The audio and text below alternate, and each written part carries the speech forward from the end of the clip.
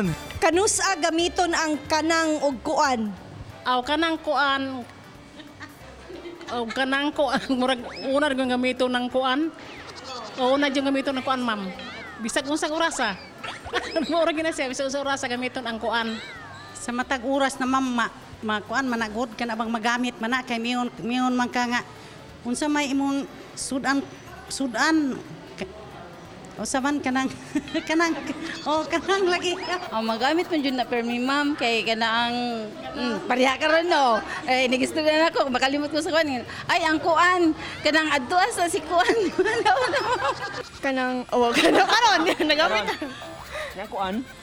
Kuan. Karon kay kanang.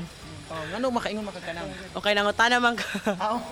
Before ka pungutanon, magamit nimo ang kanang. Okay. Ang Ang kuan? before, i-explain na nimo ang tubag. Karon, Karon. Ano karon? Nakagamit ka? kuan og kanang. Kanang. Dungan na ako gamit. Adungan o gamit. Padalitan ingon unsa imong sudan kanang kuan.